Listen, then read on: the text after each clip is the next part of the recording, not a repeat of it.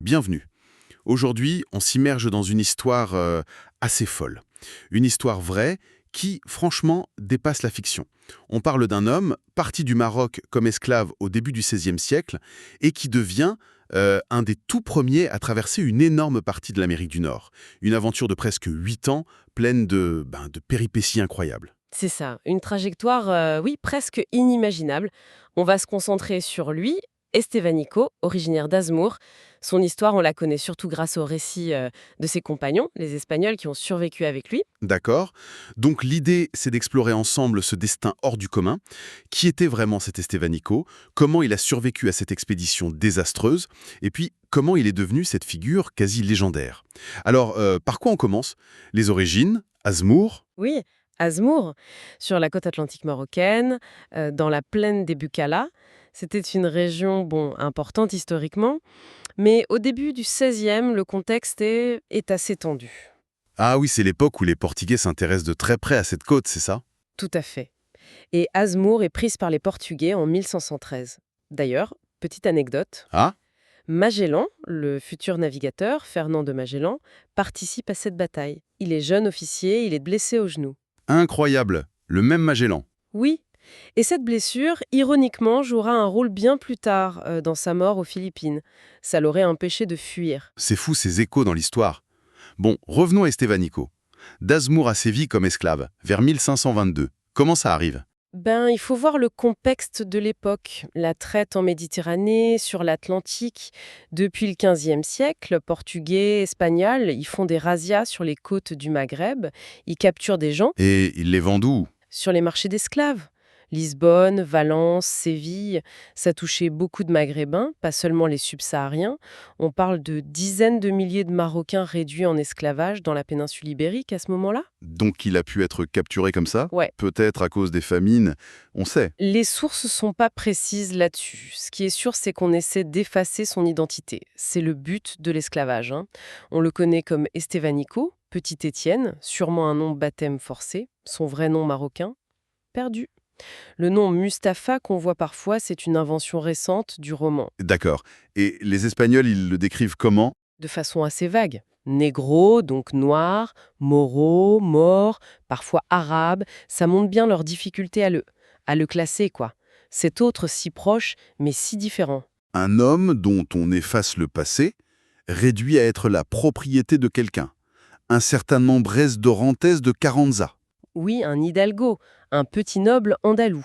Avoir des esclaves, c'était un signe de statut, même pour la petite noblesse.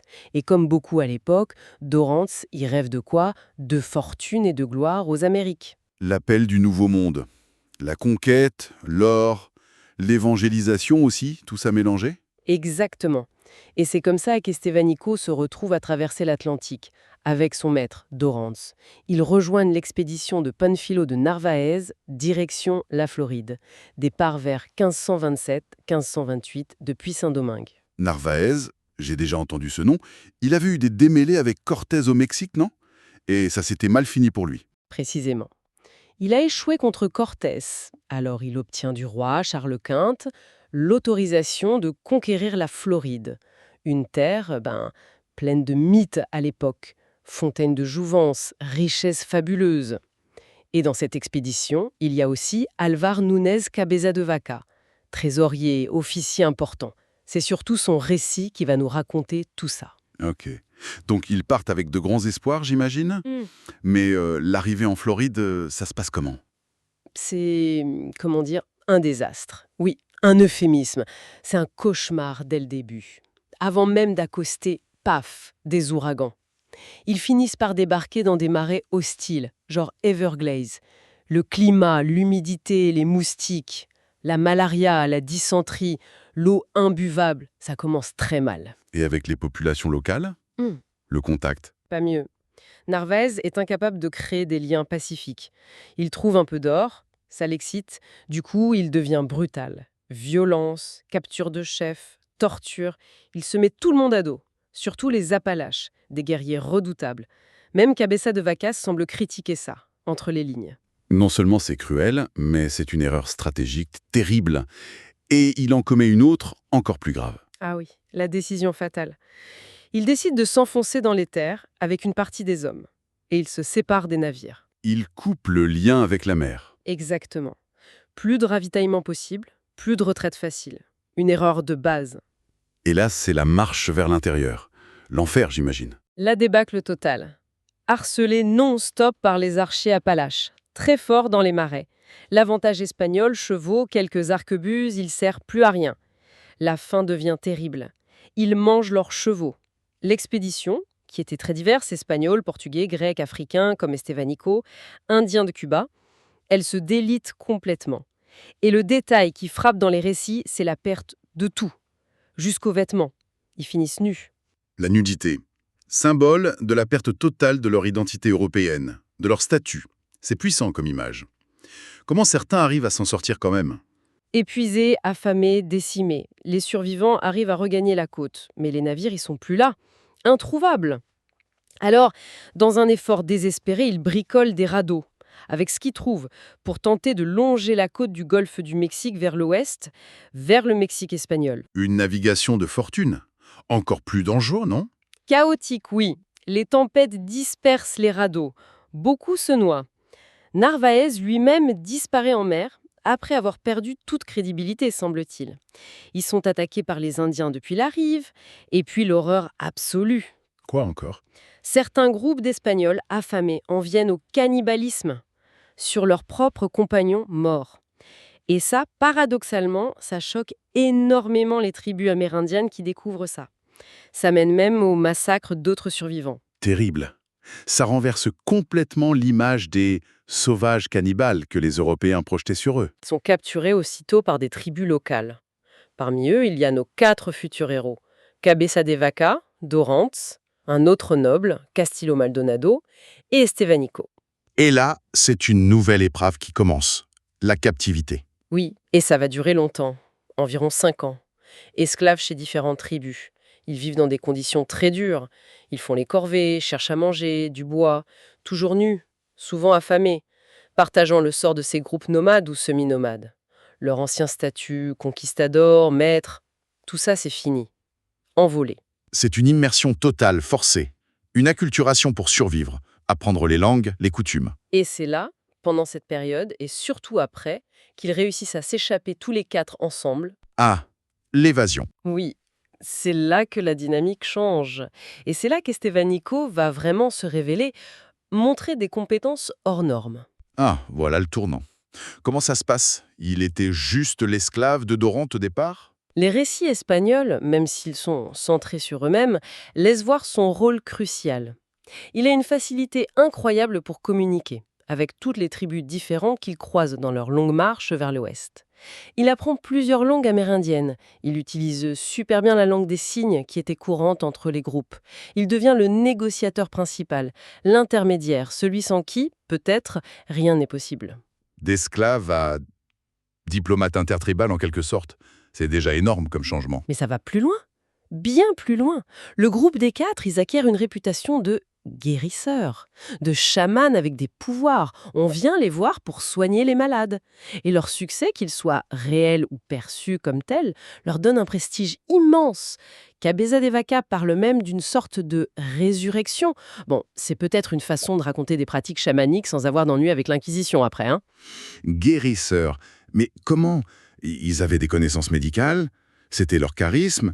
Le fait d'être des étrangers, blancs et noirs, ça leur donnait un côté magique? Sûrement un mélange de tout ça. Le fait d'être si différent physiquement, ça a pu jouer. Certains pensent aussi que le bagage culturel d'Estebanico, venant du Maroc, avec ses propres traditions de guérison, peut-être une habitude des sociétés tribales, ça a pu l'aider. Les sources disent souvent qu'il était en première ligne pour les guérisons. C'est fascinant. Et au lieu de filer vers le sud, vers le Mexique connu, ils prennent une route surprenante. Oui, ils remontent vers l'ouest et le nord-ouest. Ils traversent ce qui est aujourd'hui le Texas, l'Arizona, le Nouveau-Mexique. Pourquoi? Peut-être qu'ils suivent les pistes des bisons, les migrations des tribus. Peut-être qu'ils cherchent de quoi manger, comme les figues de Barbarie, les tunas. Le fameux Carmous Sansara. Oui. Qui vient des Amériques, justement. Exactement. Et puis, il y a toujours ce mythe qui traîne. Les 7 cités d'or, Cibola. Ces villes légendaires, pleines de richesses, quelque part par là-bas. Et pendant tout ce voyage, leur réputation de guérisseurs, ça continue de grandir. À manger, les protège, demande des guérisons. Et dans cette foule, Estevanico, il est souvent au centre. C'est lui qui parle, qui guide, qui impressionne. 8 ans. 8 ans d'errance en tout. Comment ça se termine, cette traversée incroyable? Vers 1536, ils arrivent près de la côte Pacifique, dans l'actuel Sinaloa, au Mexique. Et là, enfin, ils rencontrent d'autres Espagnols. Mais l'ironie est terrible. Ce sont des chasseurs d'esclaves indiens. Le choc. Des deux côtés, ça a dû être quelque chose. La stupéfaction totale. Les Espagnols, ils ont du mal à reconnaître ces hommes. Un noir, des blancs, nus ou en peau de bête, cheveux longs, parlant indien. On les croyait morts depuis presque 10 ans. Il y avait même une expédition de secours lancée de Cuba, sans succès. Donc, ils sont ramenés à Mexico, j'imagine l'arrivée. Une sensation énorme. À la cour du vice-roi Antonio de Mendoza. Leur histoire est tellement folle qu'on demande à Cabeza de Vaca de l'écrire. C'est là qu'il rédige ses naufragos, les naufragés. Et Estevanico, son statut change complètement. Dorante l'affranchit officiellement, l'épreuve a tout changé, la hiérarchie maître-esclave, elle n'existe plus vraiment entre eux. Ses compétences ont été vitales pour tous. Une liberté, une reconnaissance, gagnée au prix fort. Mais ce n'est pas encore la fin de son histoire. Non, parce que le vice-roi Mendoza, il n'est pas idiot. Il voit tout de suite le parti qu'il peut tirer de cet homme. Estevanico, il connaît le Nord, les peuples, les langues. C'est la clé pour une nouvelle expédition. Vers ces fameuses cités de Cibola, toujours aussi mythiques. Le voilà reparti. Mais cette fois, c'est différent, il n'est plus esclave. En 1539, il part en éclaireur, devant une expédition plus officielle menée par un moine, frère Marco de Niza. Estevanico part devant avec des accompagnateurs indiens. Il doit préparer le terrain, utiliser son expérience, son charisme. Peut-être qu'il est un peu grisé par ce nouveau rôle, trop sûr de lui. Et ça se termine mal, cette dernière mission. Sa fin est assez floue, non? Oui, c'est ça, flou, pleine d'incertitudes. La version la plus courante, qui vient du rapport de Marcos de Niza, qui n'a rien vu directement, attention, c'est qu'il est tué par les Indiens unis. Dans l'actuel Nouveau-Mexique, pourquoi? Point. Les Unis se méfiaient des Espagnols qui allaient arriver derrière, leur réputation de violence les précédait déjà, incompréhension culturelle, Estevanico a été trop arrogant, on ne sait pas vraiment. Mais comme souvent avec ces figures un peu légendaires, il y a une autre version qui circule. Une légende tenace, oui, qui dit qu'il n'est pas mort, qu'il aurait choisi de rester avec les Unis, de disparaître, peut-être fatigué du monde des Espagnols. Le fait qu'on n'ait jamais retrouvé son corps, ça aide à nourrir ce mythe d'une autre fin. Guérisseur vénéré et puis personnage de légende. Ce qui est frappant, c'est cette transformation. Pas seulement de son statut, mais de lui-même à travers tout ça. C'est une histoire incroyable de résilience, d'adaptation, mais elle garde ses zones d'ombre, son ambiguïté. Aujourd'hui, on voit Estevanico de plein de façons différentes. Précurseur de la présence africaine en Amérique du Nord, symbole pour les Marocains, figure du métissage, de la capacité à dépasser les barrières. Vous avez parlé d'une possible mémoire de lui chez les Unis. Oui, des ethnologues américains, fin 19e, ont recueilli des histoires unies. Elles parlaient d'un homme noir, guérisseur, venu du Sud, bien avant les autres Espagnols. Il y a aussi des figurines Kachina chez les Unis, qui représentent un personnage noir. Certains ont voulu y voir Estevanico, mais bon, ça reste très hypothétique, très débattu. C'est fascinant, même si la mémoire directe s'est perdue. Ce qui est quand même interpellant, c'est qu'une vie pareille, documentée par des témoignages directs, même s'ils sont partiaux, soit restée si longtemps assez méconnue du grand public. Les sources attentivement, de manière critique. Essayer de retrouver toute la complexité humaine derrière les grandes figures. Quelles autres histoires attendent encore qu'on les redécouvre ?